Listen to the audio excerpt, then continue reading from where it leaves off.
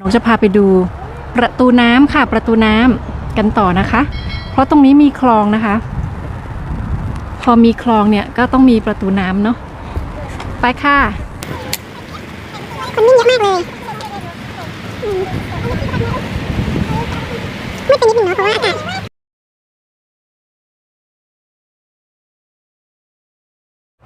ยังไม่เคยเห็นบัวที่นี่เลยนะคะเพิ่งจะเคยเห็นนี่แหละค่ะนั่นมีใบบัวด้วยเรามา explore ด้วยกันเลยนะคะเพราะว่าอันนี้นกก็มาครั้งแรกนะคะอยู่บ้านไม่ไหวแล้วนะคะอยู่มา3 เดือนกว่าแล้วค่ะเนี่ยก็เลยคิดว่าถ้าจะรออากาศดีออกมาก็คงไม่ไหวนะคะเพราะว่าสกอตแลนด์ก็จะมีอากาศที่ไม่แน่นอนนะคะถ้าเรารอเนี่ยเราก็จะไม่ได้ไปไหนเลยเราก็จะอยู่บ้านตลอดแล้วเราก็จะเป็นโรคประสาทนะคะเดี๋ยวจะพาทุกคนไปดูล็อกด้วย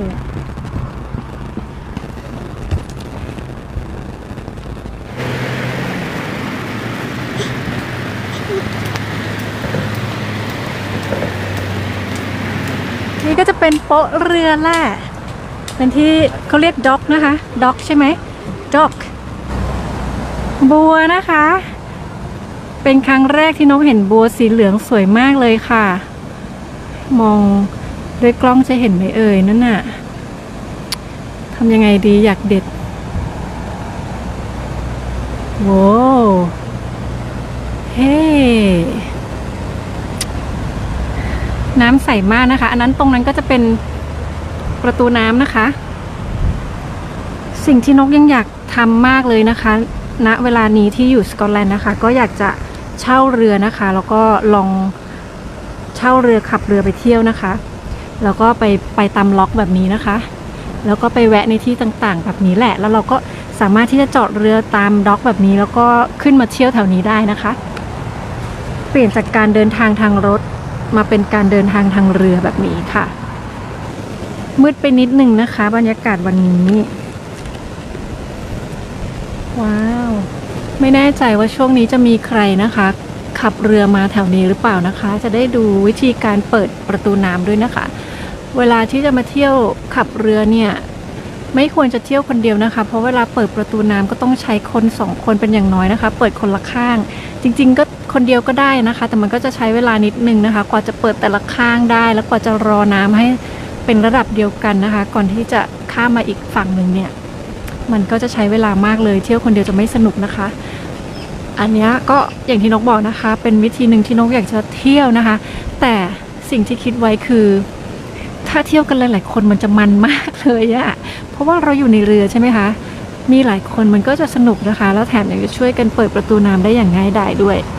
มันจะเวิร์กมากเนาะใครมาเที่ยวสกอตแลนด์ต้องบอกล่วงหน้านะคะจะได้เช่าเรือ พาทุกคนเที่ยวกันเสียดายมันมืดเป็นนิดนึงเดี๋ยวพาเลี้ยวมาทางนี้ก่อนนะคะว่าสว่างขึ้นไหม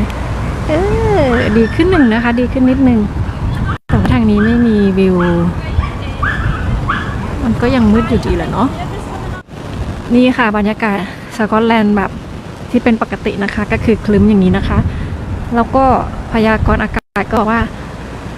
เราเป็นอย่างนี้มาประมาณ2 อาทิตย์ได้แล้วนะคะแล้วก็อีกอาทิตย์ต่อไปก็จะเป็นแบบนี้แหละแล้วก็ฝนจะตกด้วยนะคะเพราะฉะนั้นเราก็ต้องออกมาก่อนเราต้องดูแลตัวเองด้วยนะคะอย่าให้เราเป็นบ้าก่อนที่จะ ก่อนที่โควิดจะดีขึ้นนะคะก็เลยต้องเอาตัวเองออกมานะคะออกมาในที่ที่เรายังไม่เคยมานะคะแล้วก็ในที่ที่เราสามารถจะมาได้นะคะตอนนี้ทางรัฐบาลให้เราออกมาได้ไกลสุดก็คือ5 ไมล์นะคะ5 ไมล์ก็จะประมาณ7-8 กิโลประมาณนี้ ก็เลยออกมานะคะหาที่ที่เราสามารถจะขี่จักรยานออกมาได้หรือว่าเดินถึงแบบนี้นะคะ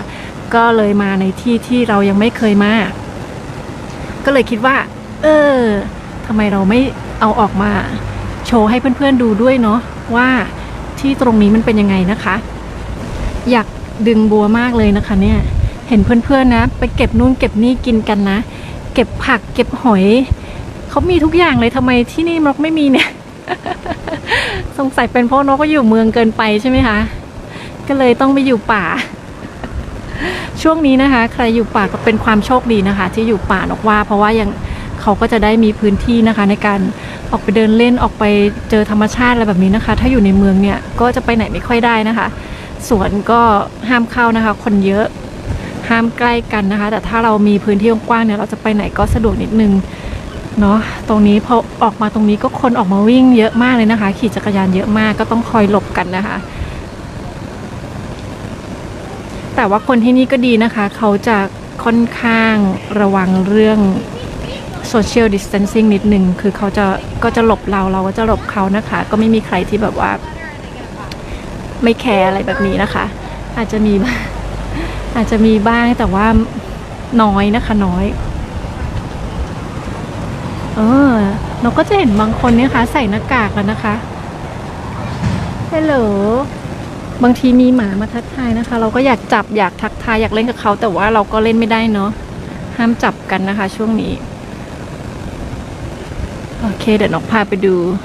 ประตูน้ำใกล้ๆดีกว่า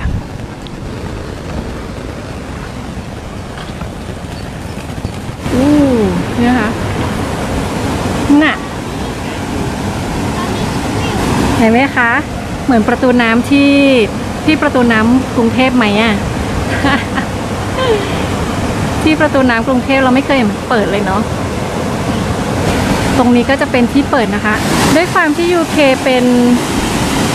เกาะนะคะก็จะมีพื้นที่ลดหลั่นนะคะไม่เป็นที่ราบเรียบเหมือนที่เมืองไทยนะคะจะเป็นแบบเนินเขานะคะเพราะฉะนั้นพวกล็อกพวกนี้น่ะประตูน้ำก็จำเป็นจะต้องใช้เพราะว่า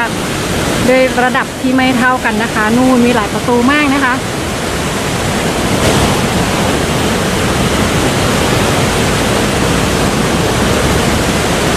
เราเห็นไกลๆนู่นไหมคะนู่นก็อีกประตูหนึ่งนะคะทุกประตูเนี่ยก็จะต้องเปิดทีละประตูนะคะแล้วก็รอน้ำให้ระดับเดียวกันนะคะพอน้ำไหลลงระดับเดียวกันแล้วก็เอาเรือเข้ามานะคะในร่องนี้นะคะพอเรือเข้ามาในร่องนี้ก็ต้องเปิดประตูน้ำนั้นอีกรอบนะคะให้ต้องปิดอันนี้ก่อนนะคะปิดก่อนนะคะเพื่อที่จะไม่ให้น้ำอีกฝั่งเข้ามาได้นะคะแล้วพอรอน้ำระดับเดียวกับด้านบนนั้นแล้วนะคะเรือก็ถึงจะเปิดประตูนั้นนะคะแล้วเรือถึงจะข้ามไปได้นะคะนั่นนะคะที่เราต้องมาช่วยกันเปิดนะคะสองข้างนี้เราต้องมาช่วยกันดันน้ำดันประตูนะคะแล้วพอระดับน้ำเท่ากันแล้วเรือเราถึงจะข้ามไปฝั่งนู้นได้เห็นไหมคะมันคนละระดับเลย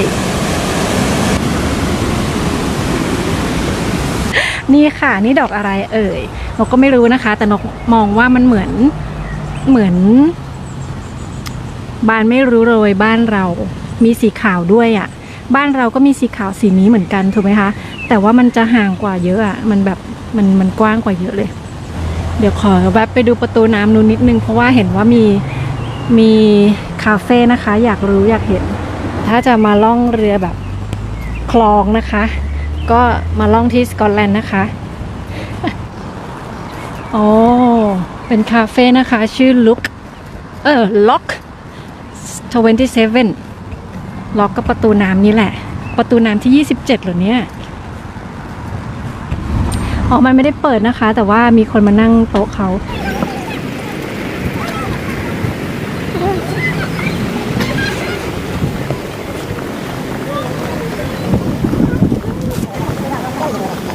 No drinks beyond this point. โหคนเยอะมากสงสัยเราจะต้องลากันไปเพียงเท่านี้ก่อนนะคะคนเยอะมากเลยค่ะถ้าอย่างนั้นขอบคุณมากนะคะที่เข้ามาชมกันนะคะแล้วเดี๋ยวมีอะไรใหม่แล้วนกจะมาโชว์กันใหม่นะคะก็วันนี้ขอบคุณมากๆค่ะนกไปก่อนนะคะสวัสดีนะคะบ๊ายบาย